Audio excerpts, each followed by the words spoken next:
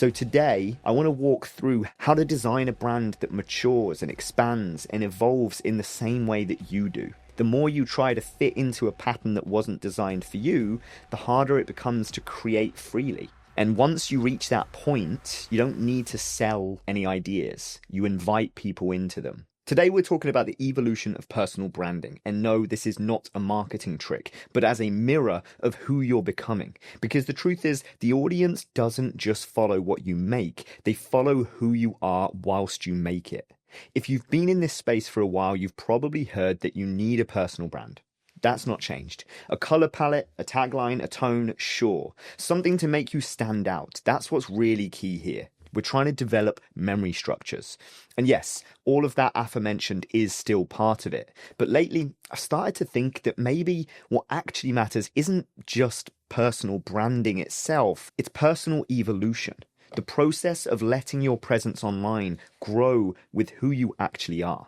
Because the truth is that most people skip over this part. Your brand isn't static, yet people try to put it in that box. You're not meant to define it once and then stay inside that forever.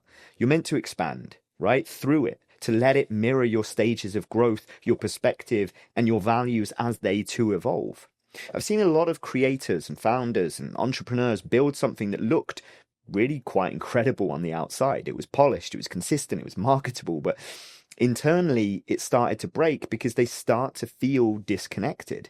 Because the brand they built doesn't necessarily reflect the person that they have become or are becoming.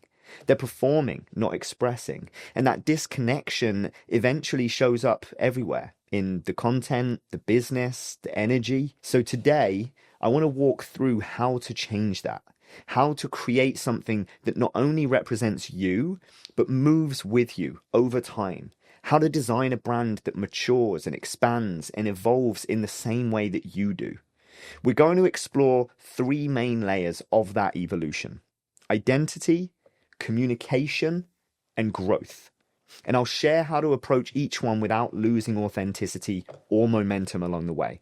So think of it as a framework for long-term resonance, because anyone can capture attention once.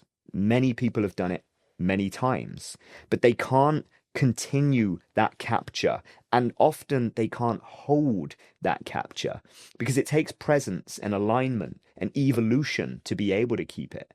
So before we dive into the first stage, I want you to think about this question. If your brand is a mirror of your current self, how clearly does it reflect who you actually are right now? That's where we're starting, because the first step to evolving your brand isn't about the growth stage, it's about realignment with where we are right now. And that's what we'll get into next, okay? How to reconnect your brand identity to who you've actually become, not just who you were when you started before.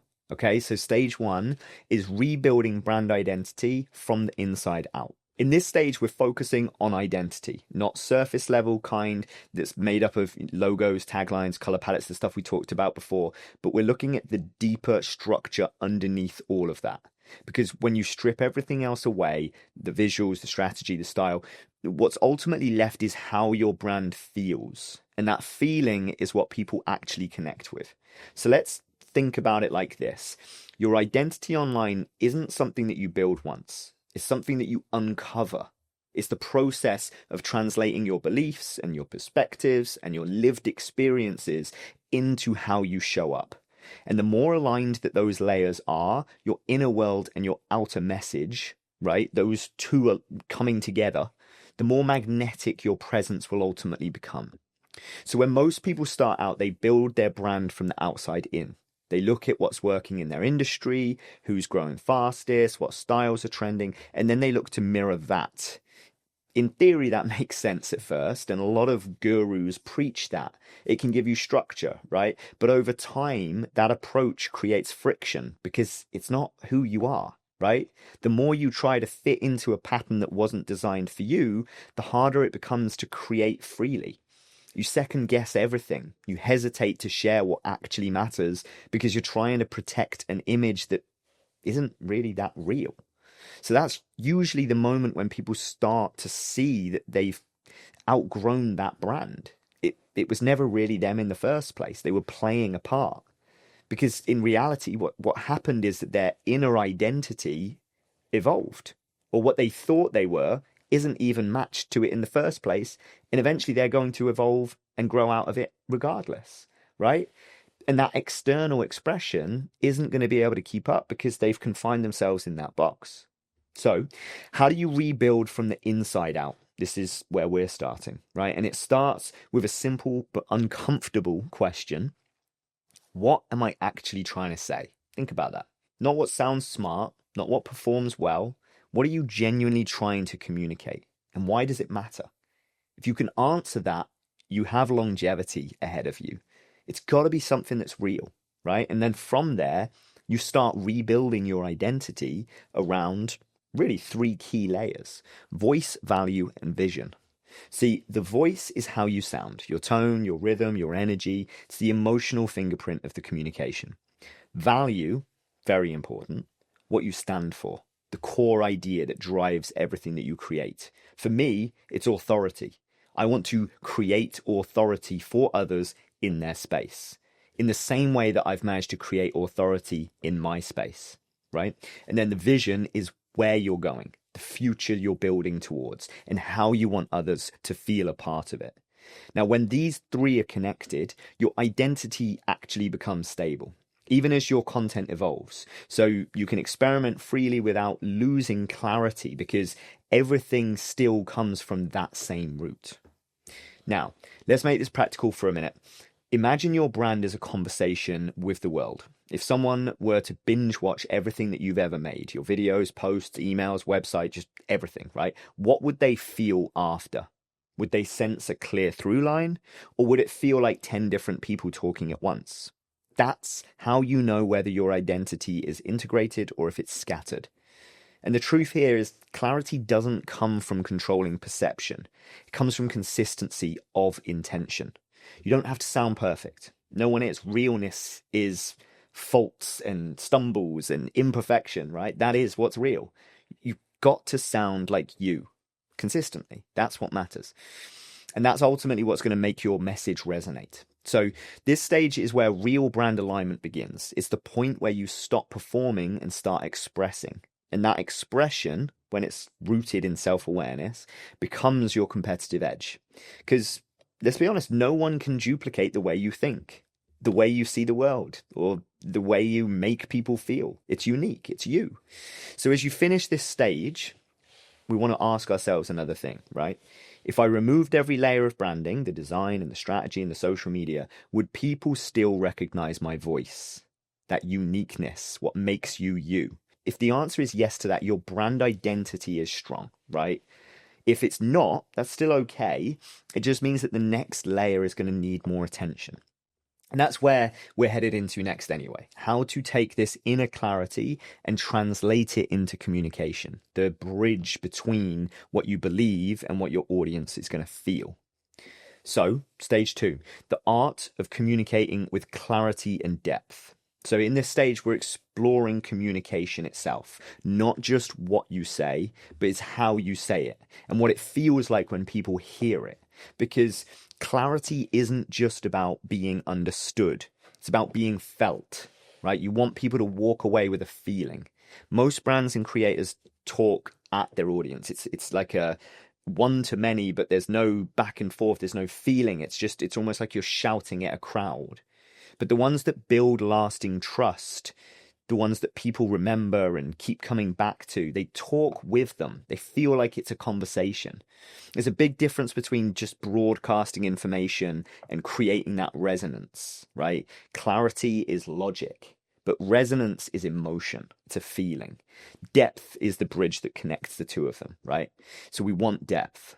But let's first of all unpack clarity in itself, because clarity isn't about simplifying your message to the point where it loses its meaning. You hear a lot of people say, like, make it so that a 5th grader could understand it. And it's like, okay, sure, but what if it's a complex subject? Or what if it has adult material attached to it, even just in terms of the communication style? So it's not always about just making it stupid simple. It's about sharpening them until the core truth becomes unmistakable. You see the difference? So when your message is clear, it acts like a compass. Every single video, every caption, every headline, they all align around that same direction.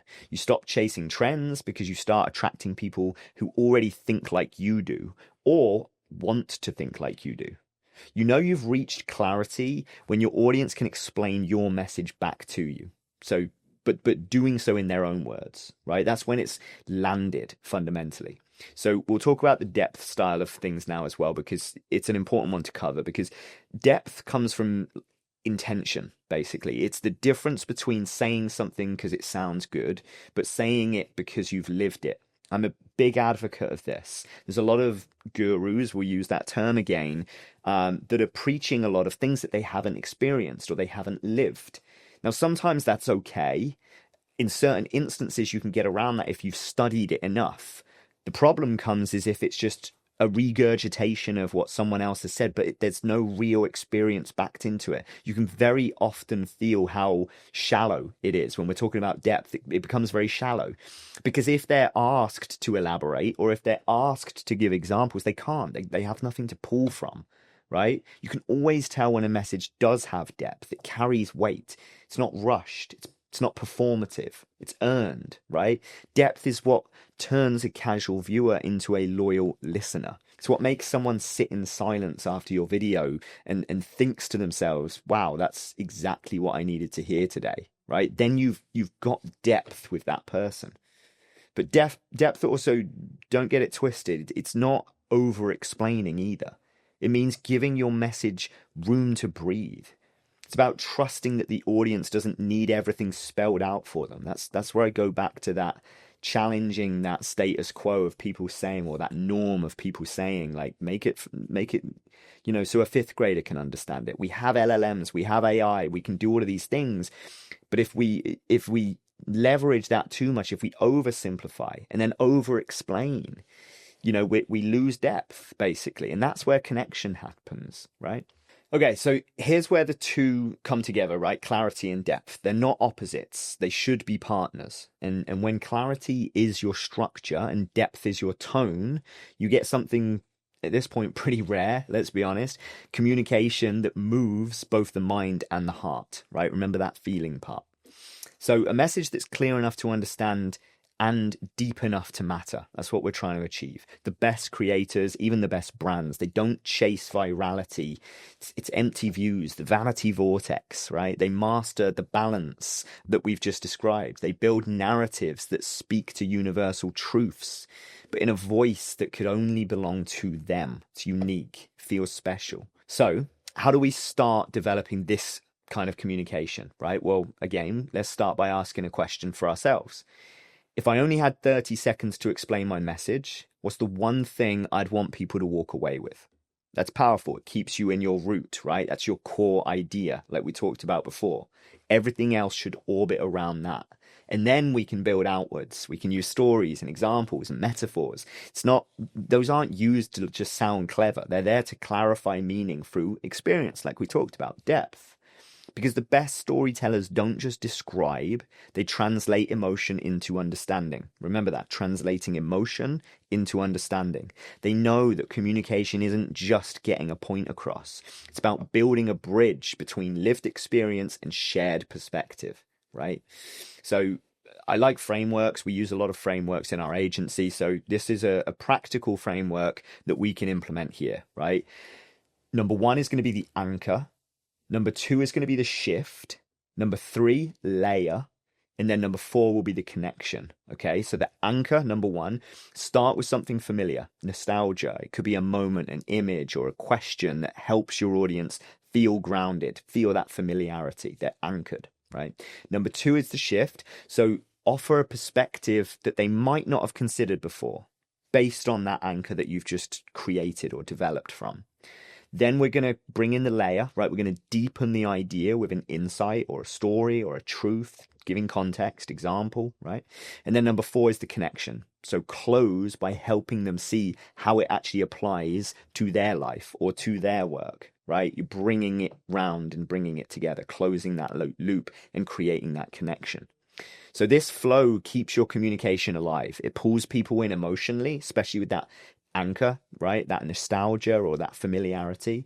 And then it carries them intellectually, and then it ultimately needs to land practically for them. It's not about being a better speaker, it's about being a more aware communicator, right? Awareness through your communication. Because the way that you communicate is the brand, right? That's what we're trying to get across here. It's not just about the message, it's the way the message is communicated. It's not the design and the logo, what we talked about, it's the tone, it's the rhythm, the energy that people associate with you.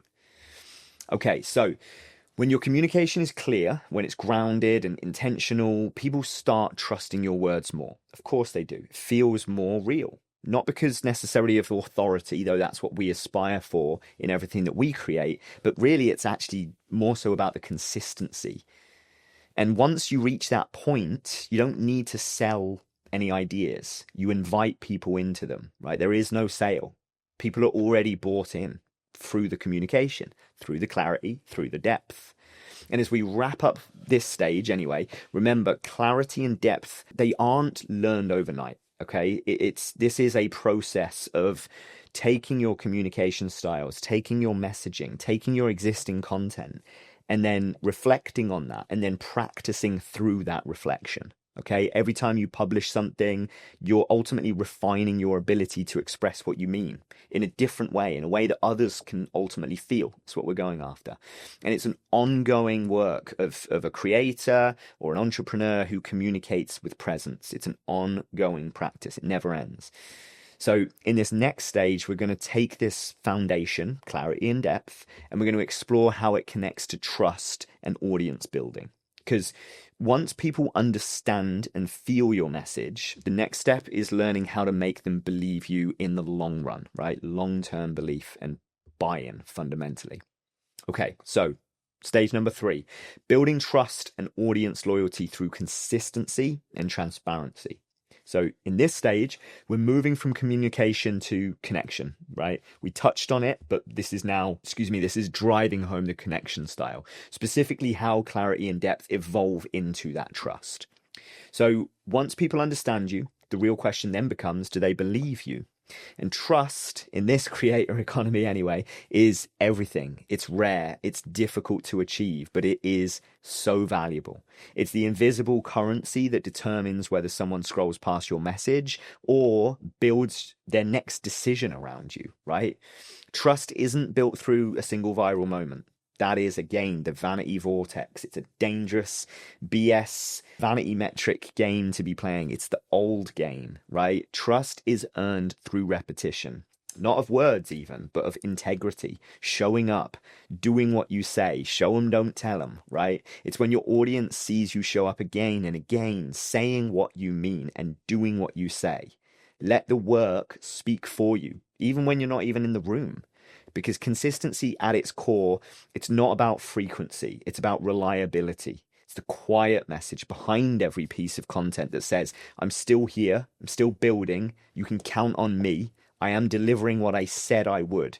That's what keeps people coming back. Remember this, consistency without transparency can start to feel mechanical, right? That's why the second part of the stage of transparency is ultimately so powerful, because transparency is what brings humanity into the brand. It's what reminds people that behind the product and behind the content, behind even the ideas, there's a real person navigating it. It's the same thing nowadays we see with products. People buy from people. They would much rather see a review or hear from a friend, right? Because they have that transparency. There's that trust. When you share the lessons and not just the wins, the process, not even just the outcome, right? People are going to stop seeing you as a distant expert and start seeing you as someone that they can actually trust, relate to, grow with, that's going on or been on the path that they too are either on themselves or aspiring to be on themselves, right? Again, transparency doesn't mean oversharing. It means choosing honesty instead of polish. When you let your audience into the why behind your decisions, even when things don't go perfectly, you build credibility a lot faster than any viral clip ever will. Because people trust what they can see evolving in real time. So let's ground this with a framework again. This one I like to call the 3 layers of trust. I'll describe the layers first and then we'll get into the specifics. So layer 1 is going to be the promise. Layer 2 is the proof. Makes sense, right? And layer 3 is going to be the presence. Okay, so back to layer 1, the promise. This is what you say you'll do. Your message, your mission, your value prop. It's what people expect when they first encounter your work. Okay, then we're going to layer in the second part, the proof. This is what you actually deliver, your consistency, your quality, your follow through. It's where you turn the intention into evidence, right? And then layer 3 is the presence. This is what people feel when they experience your brand over time. It's that emotional residue that you leave behind, the feeling of safety, inspiration, or empowerment that they associate with you. When these 3 layers align, promise, proof, presence, trust is going to compound from that, right? And then that's where loyalty begins to take shape. Now, there's something that most creators and entrepreneurs, overlook at this point. Trust doesn't come from being perfect. Remember the imperfection, the realness that we talked about, right? It comes from being predictable, reliable in your principles. People don't expect you to always win. No one does, but they do expect you to be honest about the process. That's what creates emotional safety. When your audience feels that you're not performing for them, but you're building with them, they start rooting for you instead of just watching passively. That's when your audience stops being passive followers and they start actually becoming active participants. And that's what we want, right? So let's talk about what that looks like in practice. When you are transparent about your learnings, not just necessarily what you've mastered, your message is going to become a lot more collaborative as a result. So when you share your frameworks and your experiments or your challenges openly, your audience is going to feel included in part of that. They start to see themselves in your journey, and that reflection is what keeps them engaged. The shift from I'm teaching you to we're actually learning this together is very subtle, but it's also very powerful. It turns your brand into a relationship.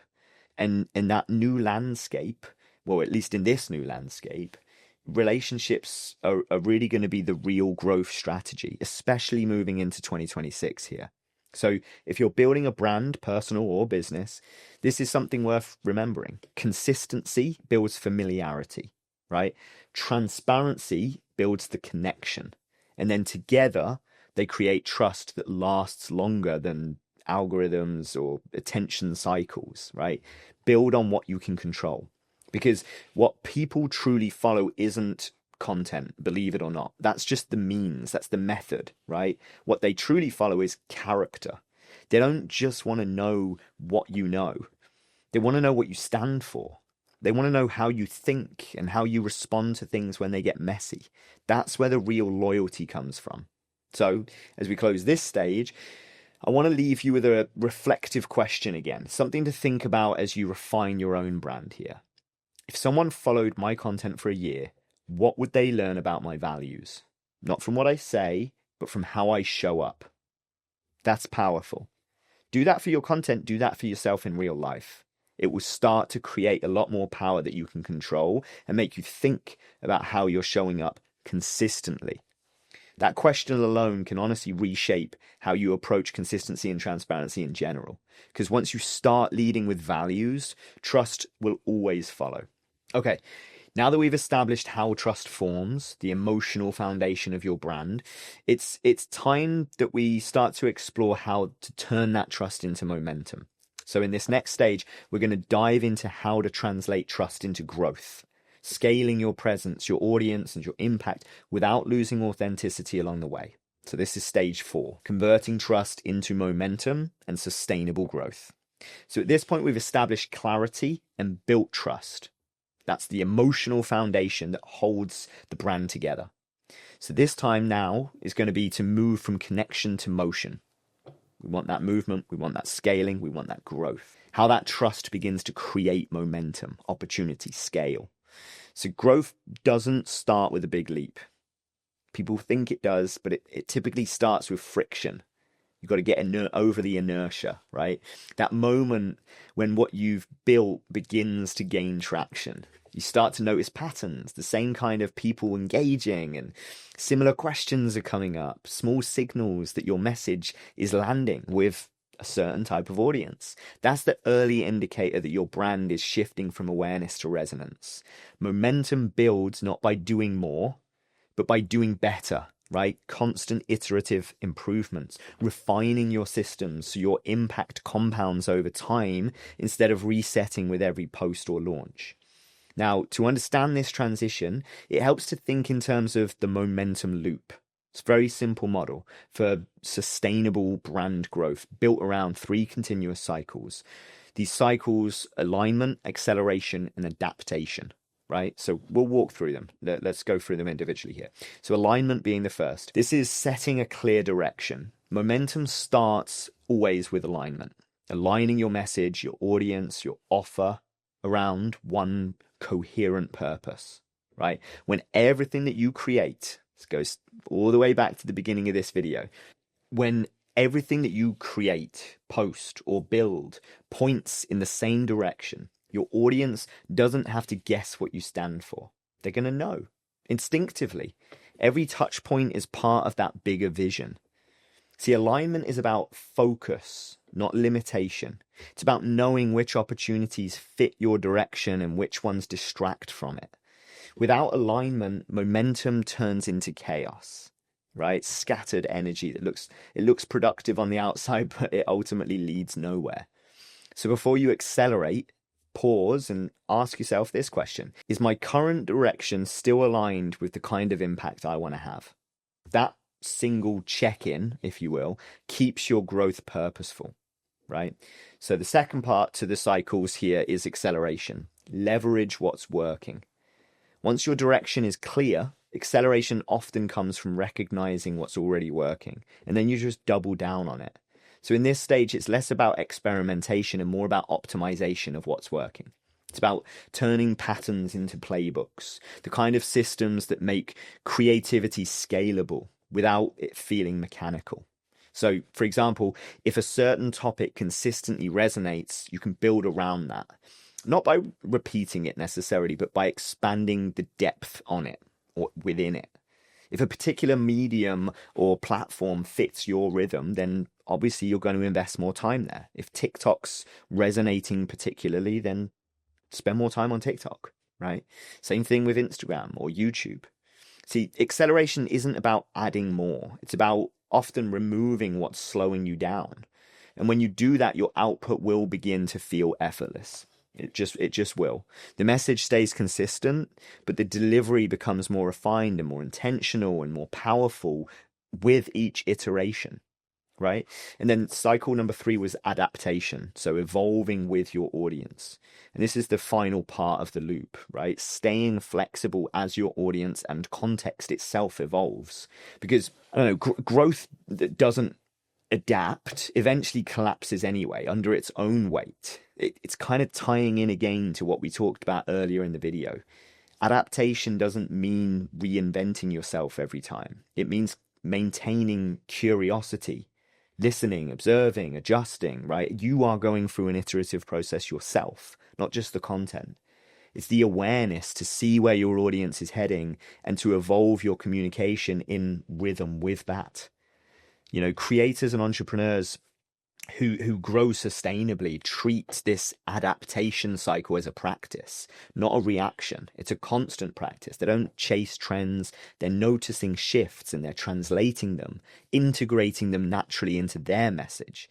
It's an ongoing dialogue between your brand and the world around it, right? Now we are starting to look a bit more outwards. We started inwards, but now we can start looking a bit more outwards. And that dialogue is what keeps your presence alive.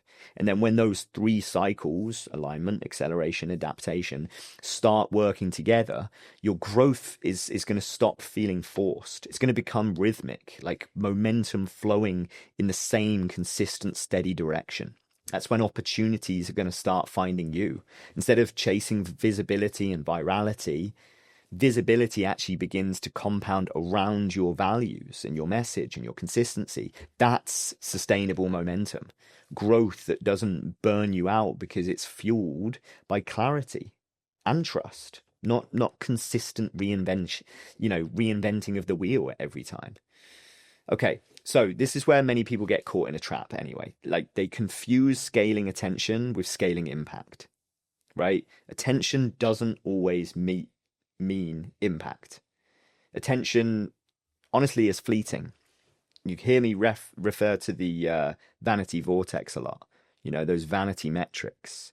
We know so many people that have just gone super viral, and that's it. It's forgotten about. They can't compound on that. Impact, however, does compound. So the goal isn't to reach everyone, it's to reach the right people deeply enough that your work becomes part of their identity. And that's how you create a movement around your message rather than just an audience around your content. Because in 2026, in this new era of entrepreneurship, impact isn't measured by the vanity numbers. It's measured by transformation, how your ideas change behavior, how your presence inspires others to build their own. That's what sustainable growth looks like, not infinite reach and infinite, chasing of viewership and virality, like we said. You're looking for relevance and resonance. So here's a practical reflection that you can use to anchor that. Ask yourself this, right? If my brand disappeared tomorrow, what change or behavior would remain because of it? That should be clear. That question shifts your focus from surface growth to legacy growth, right? That kind of growth that outlives individual posts, individual trends, or even algorithms in general, right? You are above all of that, metaphorically and physically, with everything that you're looking at from your messaging perspective. When you start building from that perspective, every piece of content and the products that you produce, every message that you share becomes part of that larger story. Not just a story about you, but about the impact that you're creating. Again, impact. So as we wrap up this stage, it's worth noting that sustainable momentum doesn't come from speed. It can help, but what we're looking for is rhythm, consistent rhythm. It's the balance between motion and meaning. And when you master that, your brand stops being a project and it starts to become a living system, one that's growing, adapting, and therefore compounds naturally, right? Okay, let's move into the next stage. In this next stage, we're going to explore how to maintain that system, how to protect your creative energy, manage burnout, and design a workflow that supports long-term growth without sacrificing authenticity or joy, right? This is going to be stage 6. So sustaining creative energy and avoiding burnout. All right, now that we've explored how to build momentum and let trust translate into growth, we need to talk about the other side of the equation, sustaining that energy while you're doing it. And, there's a point in every creator and entrepreneur's journey where momentum naturally starts to shift from exciting to exhausting. And we've all felt that.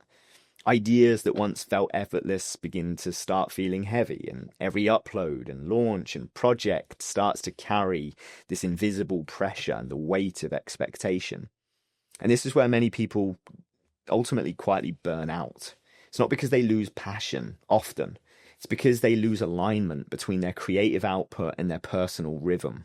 So in this stage, we'll break down 3 key ideas that help sustain long-term creative energy: creative equilibrium, energy cycles, and regenerative systems.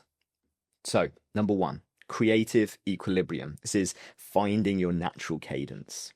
Now, sustainable creation begins with recognizing your own rhythm, the natural cadence at which you create, even think, recover.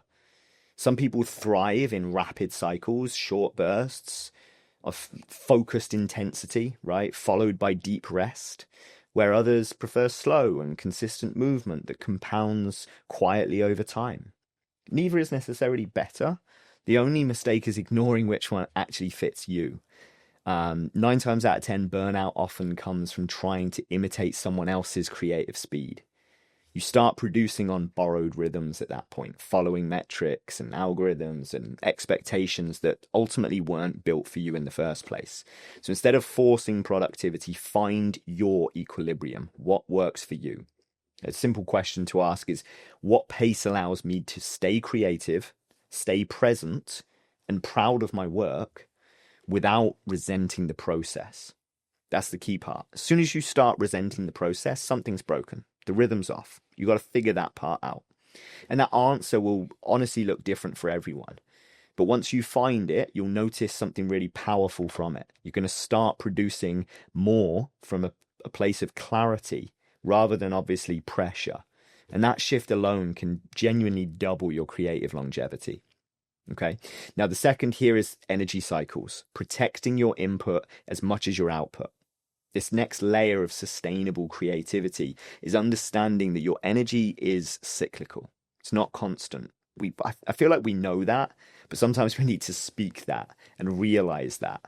Because every creative person has seasons. Moments of expansion where ideas are pouring out easily, and moments of contraction where reflection is more important than the production itself. We often glorify the expansion stage, the launch, the posting, the building. But the contraction stage is honestly where the ideas are maturing. It's where meaning's forming, direction sharpens, and your next level of clarity often emerges from that. Ignoring that rhythm is like harvesting a field without ever letting it rest. Eventually, the soil, of course, is going to lose its ability to grow. So the key to creative sustainability isn't just output management, it's input awareness.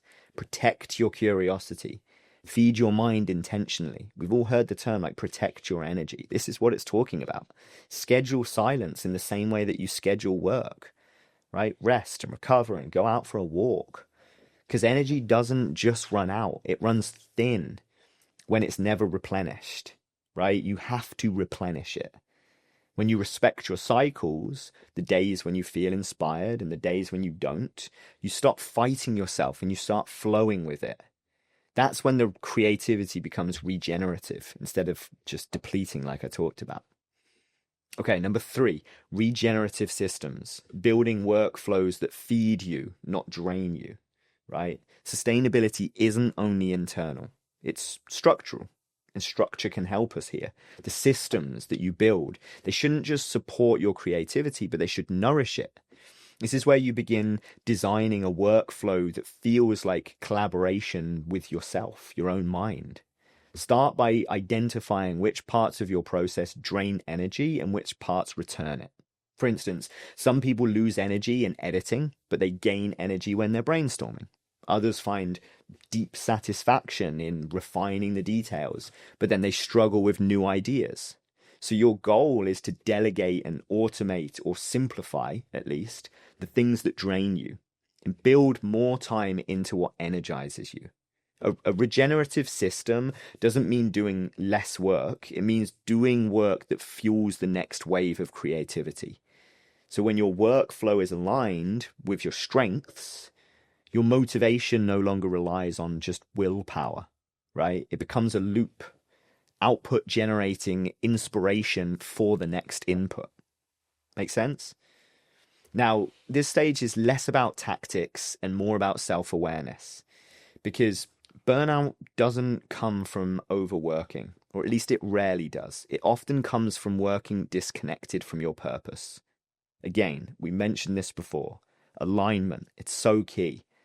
No one minds working long hours if it's connected to their purpose, right? It's when that disconnection happens that it can get lost. And if you ever find yourself drained, it's not usually, at least, because you've done too much. It's usually because you're doing what doesn't feel connected to why you started in the first place, right? So whenever you sense burnout creeping in, you can catch it. You can ask yourself, what part of my work right now no longer feels true to why I began this? That question, it cuts through the noise. Obligation, external pressures.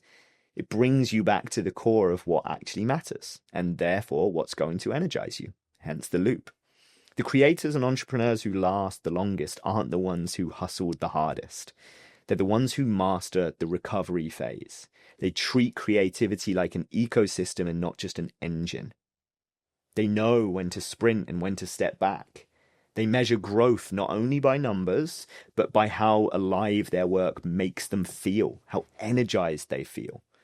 Because sustainability isn't the absence of fatigue, it's the presence of renewal. When your creative practice becomes something that refuels you, growth becomes inevitable. Because you're no longer trying to sustain momentum.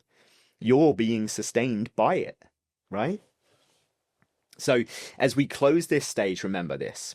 Longevity comes from rhythm, not resistance. The most successful creators aren't chasing the next high. They're cultivating the ability to keep showing up, centered, clear, no matter what season it is. Okay? Now, in this next stage, we'll move from personal energy to creative expansion. How to evolve your brand and ideas into new dimensions without losing the essence of what made them powerful in the first place. Because sustainability is only part of the journey. Evolution is what ensures the work stays timeless. This is going to be stage number 7, creative expansion and evolution. Every creator, entrepreneur reaches a point when what once felt exciting starts to now just feel familiar. Doesn't mean you've lost your purpose, but it is starting to feel familiar, right? You've built something solid. You found your audience. You understand the rhythm. But that same stability that once felt like progress is now kind of whispering something new. It's like a quiet pull towards evolution. Okay, now what's next, right? This stage is about answering that call, because creativity isn't meant to stay still anyway. It's meant to expand. It's meant to adapt. It's meant to evolve with you. This is the authenticity. So here we're going to explore how to move from growth into expansion, right? How to evolve your brand, your business, and your creative identity without losing what made it resonate in the first place. So again, 3 ideas here. The cycle of reinvention, creative elasticity, and integrated evolution. Okay, number 1, remember the cycle of reinvention. This is growth through shedding. So every brand, every creative identity, it goes through natural stages of reinvention.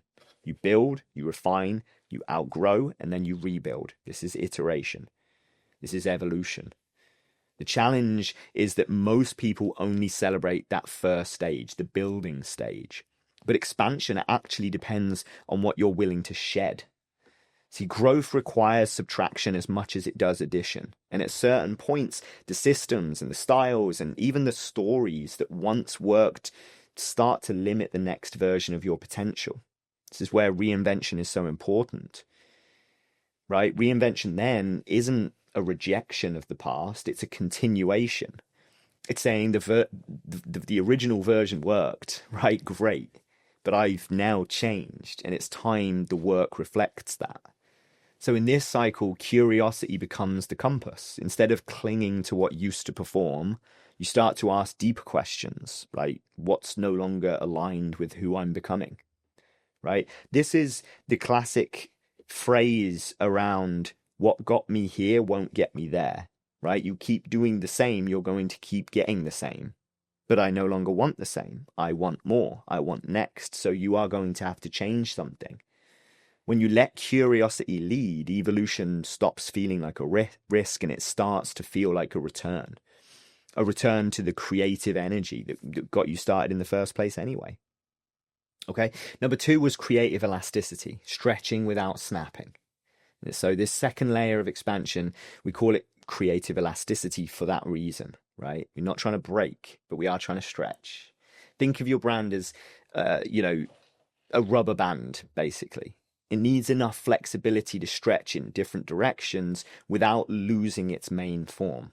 So this means giving yourself permission to experiment, to explore new mediums, messages, formats, platforms, but within a structure that still feels like it's you, right? So this is why we call ourselves the 1DS. It's the 1 degree shift. We're not trying to flip 180 all of a sudden, but we are trying to shift over time and compound that shift and take people on this new journey, this evolving journey. For example, if your audience knows you for storytelling, maybe the next step isn't changing the message, but change the medium. If you've mastered long form, experiment with micro, short form. If you've built a visual brand, explore narrative depth. See, elasticity is about evolving in ways that still feel organic, not forced. You don't abandon your identity, you expand its range. A strong creative identity is like a tree. The deeper the roots, the more room the branches have to grow. The same goes for your work. When your foundation is clear, your purpose, values, voice, then the expansion becomes an act of expression. There's no confusion. Before you stretch, reconnect to the foundation, right? What is the core feeling that every version of my work should still evoke? Always going to go back to that. That question keeps the evolution cohesive, no matter how much we expand, right? That's why it's a rubber band, right? We want to keep that shape. Okay, number 3 was integrated evolution. This is expanding without fragmenting. So the final piece here, it's merging what you've learned and built and outgrown even into a new phase that still feels whole. Because many people evolve by adding new layers, new products, new formats, new partnerships. But then they forget to connect those pieces into the unified story, right? Expansion without integration is going to create noise. Integrated evolution creates resonance. To evolve effectively, every new chapter should feel like a continuation of the last, a deepening, not a diversion. And this is where clarity becomes your strongest asset. If your audience can sense the thread between your past, your present, and where you're going, they're going to trust that journey of where you're going. And that trust gives you permission to grow in ways that may even feel different in some ways, but ultimately it will feel authentic, right? Even if the surface does look a little different. See, integration also means bringing your personal evolution into your professional one. So as you change beliefs, goals, maybe worldviews, your work should reflect that shift too. Because nothing connects more deeply than work that mirrors your real, authentic transformation too. The key is to make that transformation visible through the work and not just around it. You don't have to announce you're evolving the message or your tone, because your energy will show it. And when you start expanding this way through curiosity, elasticity, and integration, your brand stops being a static identity and it becomes a living system. It moves with you, adapts with you, grows with you. And that's how timeless brands are built. Not through constant reinvention and changing, even just for reinvention's sake. We see it all the time, these big brands doing a rebrand. Why? Right? It often bites them in the ass anyway, right? We need to be intentional with our evolution. It needs to be rooted in authenticity. And if you ever feel stuck, it's usually a sign that you've stopped evolving anyway. Not that you've ran out of ideas or burned out. So rather than chasing what's next, just ask yourself what's emerging. Because expansion isn't about chasing the new. It's about unfolding the deeper layers of what was already within you. Okay, we've come a long way, and we are almost there. At this point, we've likely built something that works. We've gained traction, trust, and rhythm, right? But this next stage is about mastering adaptability, creating in a way that keeps your work alive without burning yourself out or losing coherence, okay? So we've made it this far. We're on to stage 8, adaptive systems and scalable creativity. So by now, let's recap. We've talked about identity, alignment, evolution, and creative expansion. But this last stage is about sustainability. How do you keep that momentum going without burning out? So how do you make evolution something that happens naturally, not something that you have to constantly force? This is where adaptive systems come in, frameworks that evolve with you rather than restrict you. See, an adaptive system isn't about rigid structure or endless automation. People always try and automate everything straight away before they've even built the framework. This is about creating an environment that lets creativity breathe, but it also moves forward with direction, of course. So think of it like this. Creativity needs freedom to explore, but it also needs a rhythm to stay alive. Without rhythm, you drift, right? Without freedom, you stagnate. So the goal is for us to balance both of those. Okay, so first up, let's look at building systems that evolve with you. Start with documenting what already works, whether it's your creative process, your workflow, or your communication rhythm. Put that into structure. That structure gives you the power to step back and refine. rather than constantly rebuild. Then once the system exists, we can let it adapt. Each quarter, look at what feels heavy, what feels intuitive, what feels redundant. Remove what no longer fits. Expand what flows naturally. That's how systems evolve anyway, through small, consistent adjustments, not constant reinvention, like we said. The same applies to your audience ecosystem. When you've built a presence that resonates, your audience evolves with you. So treat your communication like a conversation that matures over time, not a pitch that just resets every single post. Okay, next let's look at scaling without losing the soul. Because scaling often comes with a trade-off. More output, less intention. But true scalability happens when the essence of what you do is so clear that it can multiply without distortion. That's what adaptive creativity enables. When your voice and your visuals and your values are systemized, others can contribute without diluting the brand. And that's how you can scale. You can bring more people in, but the fundamental framework and the system is already there. It's how movements form. Not by one person just doing more, there's still only so many hours in the day, but by others carrying the message forward with the same clarity. It's how you build teams. If your work starts feeling mechanical, honestly, like zoom back, right? Ask yourself, does this system serve the message, or has the message started serving the system? Because that question keeps growth aligned with meaning, right?